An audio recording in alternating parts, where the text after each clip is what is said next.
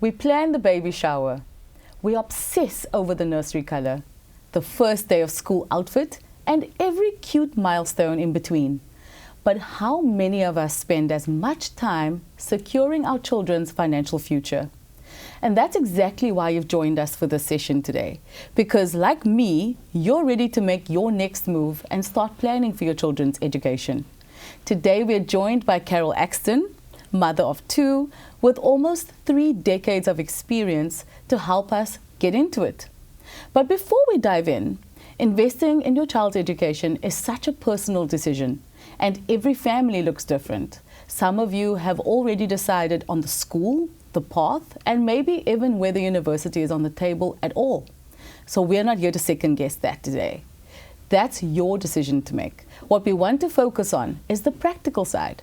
Once you've made that call, whatever it is, how do you actually invest for it?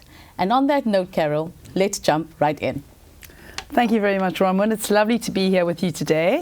Thank you for the opportunity. I'm really excited to get into the nitty-gritty on the subject. I think it's something that a lot of us don't pay enough attention to in our busy lives. Until it's too late. Yeah, 100%. So, yeah. Carol, most of us assume investing for our children's education is about putting something in their name. So an investment or policy, so something for them. But what would you say is the first step? I think I'd actually like to turn it on its head a little bit and actually say that I think looking after your own retirement plan first, making sure that your emergency fund is fully sorted out, is actually the best gift you can give to your children. Before you even start about thinking of investing in their names, the challenge is if you don't do that, often what ends up happening is that you will potentially become a financial burden to your children in later life. And I think that's actually the opposite of what we're trying to achieve with this legacy that we're putting in place for our children. So for me, that would be first step, to make sure that you're sorted out. So the idea of your oxygen mask first. 100%. And I think that's such a great way of reframing it. In fact, when I was planning for today's session, a stat stopped me and kind of had me thinking that women are 80% more likely than men to dip into their retirement savings to pay for school fees. And I was just wondering, is that something that you come across often, and what does that quietly cost her? Yeah, I think it's a shocking stat, actually. And I think it's partly family norms, where often in families the woman is responsible for more of the sort of day-to-day expenses, which can be including sort of education. And I think it's become quite easy to sort of think, I'll just dip into that retirement pot, you know, especially now we've got the 2-pot system. There is that savings pot you can access. And I think the danger there, we're going to be talking quite a bit about compound interest in this discussion. And I don't think that people realize how they're affecting their long-term retirement plans by sort of taking that money out at the moment. It's really a negative for that amazing compounding that you can get out of your retirement savings. And kind of defeats what we've just spoken about in the first question about taking care of yourself first, so you're not a burden to your children. Yeah. So once your oxygen mask is on, let's get clear on what we're actually saving for. You know, the world is changing so rapidly at the moment. There's this rise of AI, work itself is changing. Is university the goal we should be working towards anymore? Or do you think that we should be thinking about something else for our kids, maybe a trade school, or an investment in their first, or a deposit for their home, or an investment or seed investment in their business one day? Yeah, I think it's a very personal choice. And even within a family, you might have one child where university is the right option for them. The other child, it might be a trade, or one child might be quite entrepreneurial.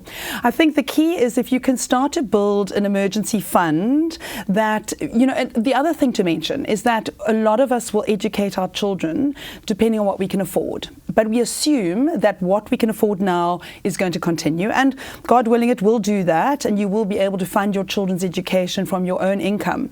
But things happen, life happens. And we get all these sort of curveballs that can hit us. You know, think retrenchment, think death, think divorce. These are not nice topics, but they are real and they are out there.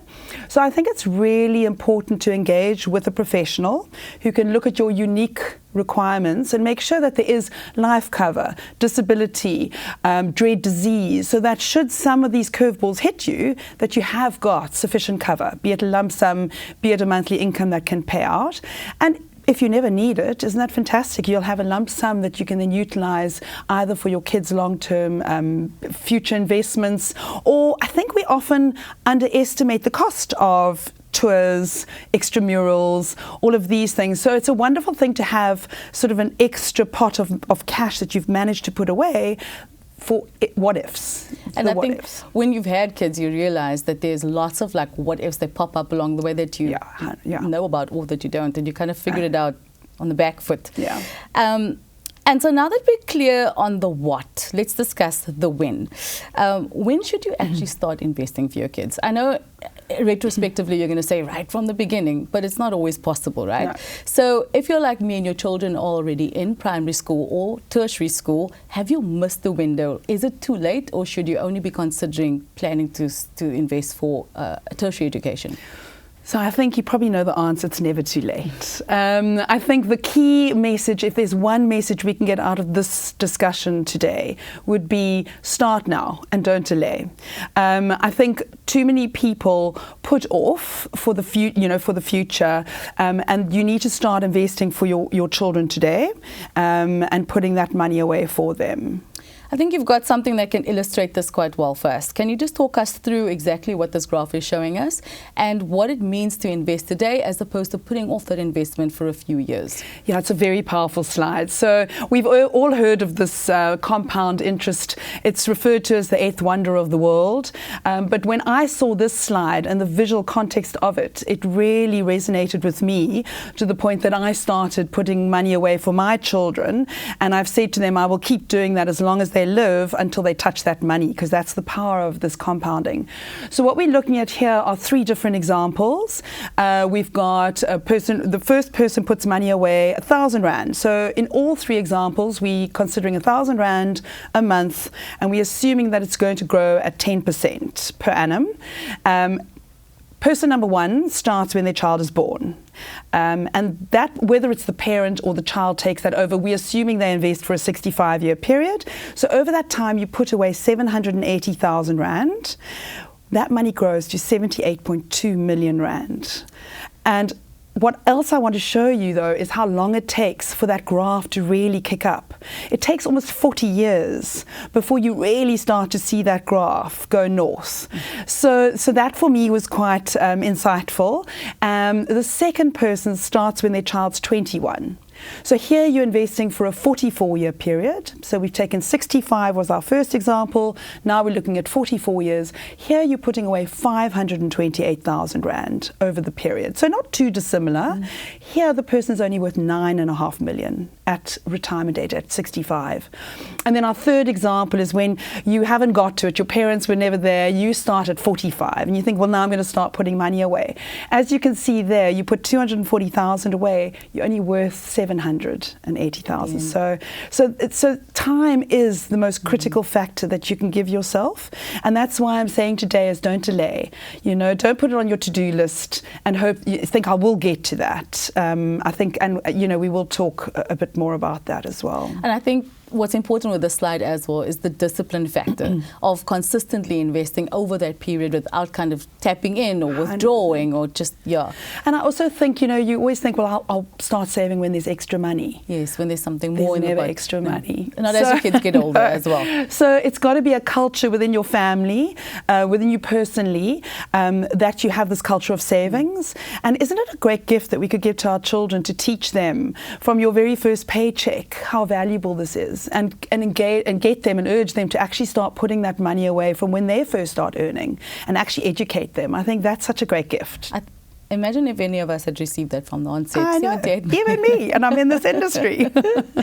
So let's get practical now. A lot of us grew up with our parents who had taken out, those old school education policies because it felt like the right thing to do. Yeah.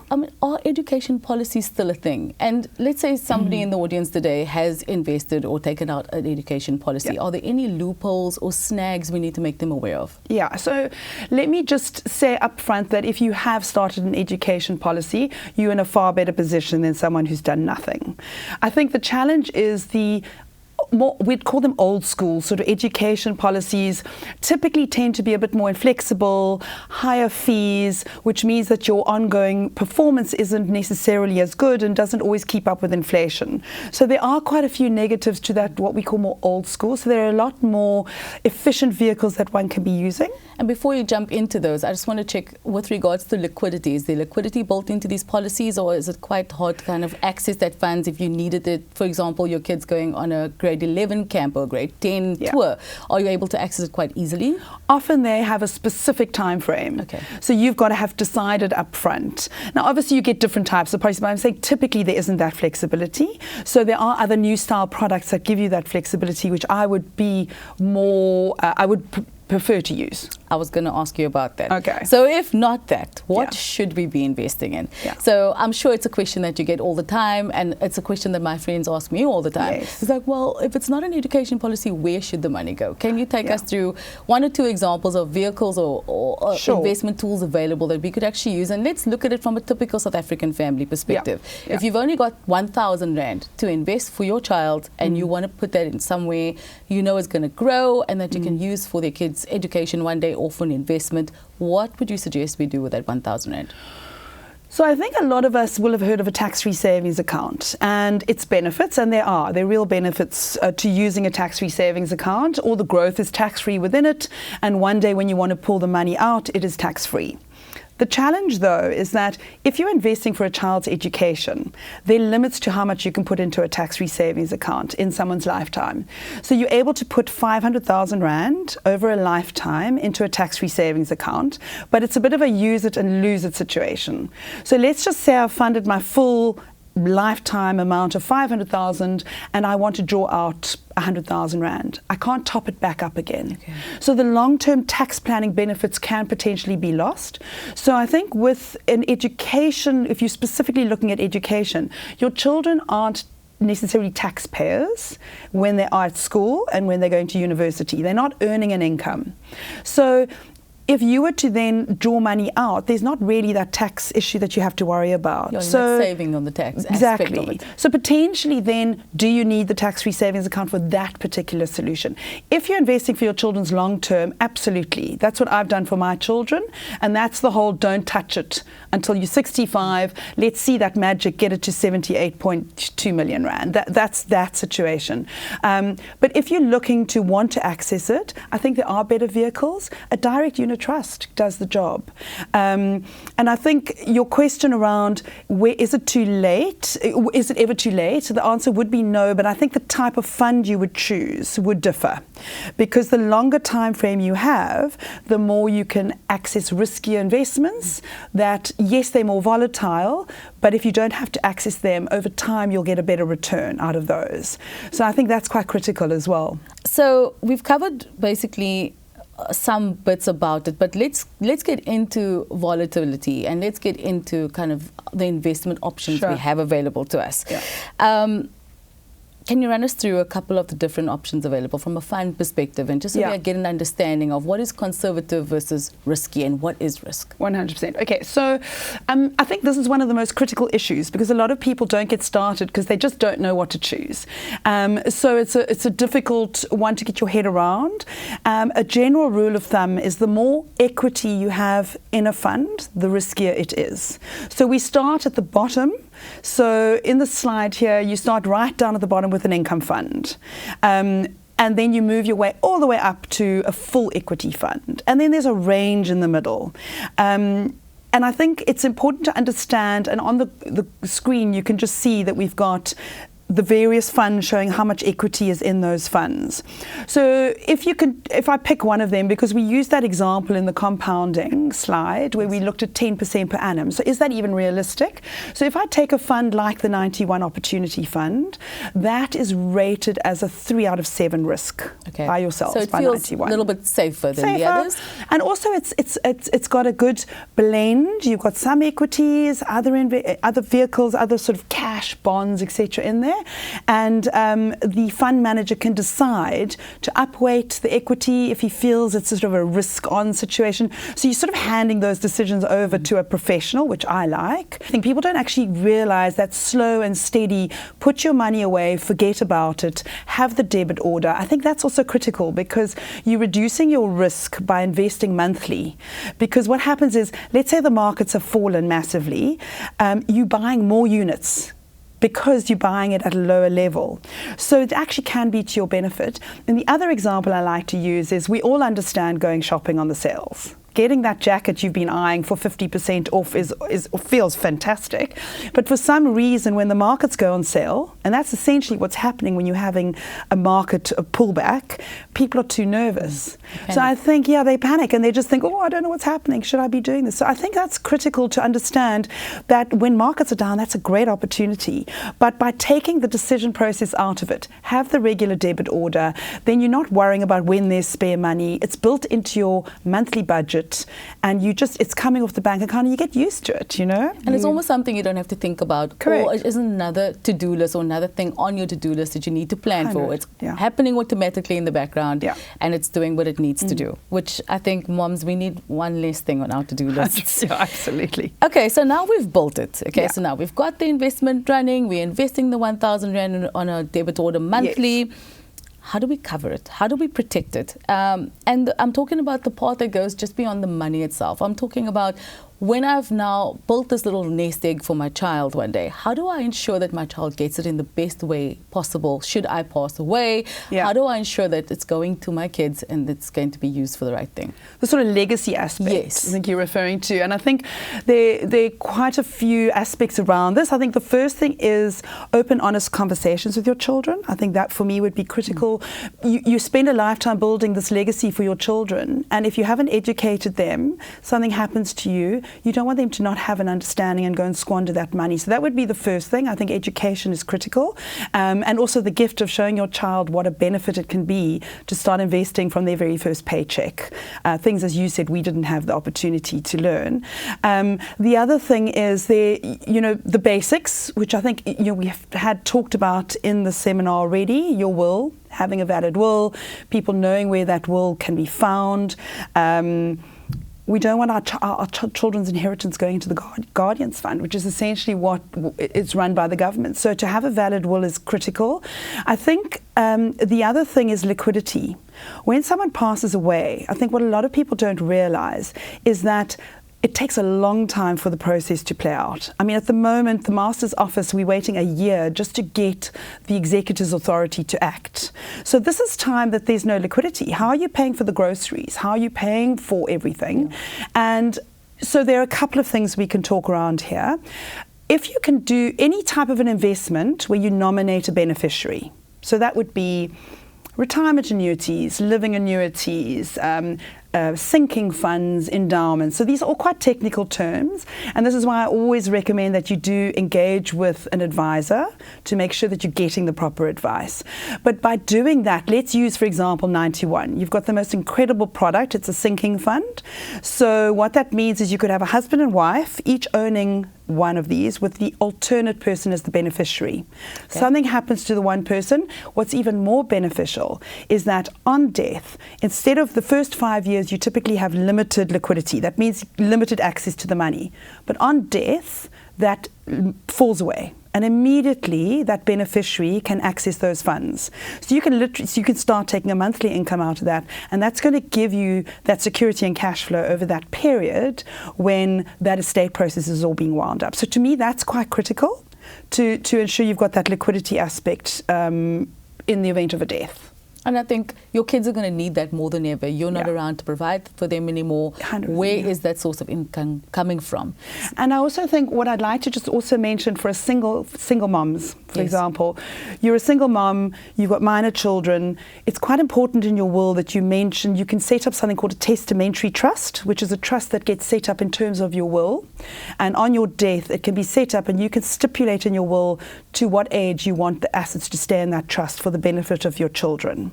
So in that way, you know that your children will get looked after because you can't give a lump sum to a minor. And is that where the term trust fund kid comes from? Because we're always joking about it, but I don't think any of us really truly understand what that means. And is there kind of limitations to that? Do you need to have a certain amount in advance? Talk us through a bit of the testamentary trust. So a testamentary trust can be set up with any amount of money. When we talk about trust fund babies, I think we're talking about kids that inherit and never have to work. And that's a true sense of a trust fund baby. But here what we're really focusing more is in protecting the capital for those minor children so that they can have access. And they don't, young children don't have the ability to know that they don't need a Ferrari. Yes. So you don't want your child taking that money and using it and squandering it, before they are of an age where they can make an informed decision, which you can decide. You can say, that would be 30 or it could be 35.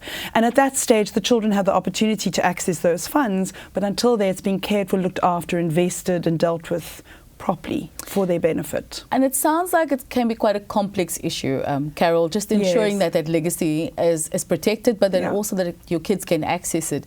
I feel like in a situation like that, a financial advisor could be quite helpful to try and navigate that space and to set it up in a way that there's tax efficiency and that your kids can access it. I totally agree with you, Rhonwyn. I think a lot of people out there are nervous to engage with an advisor.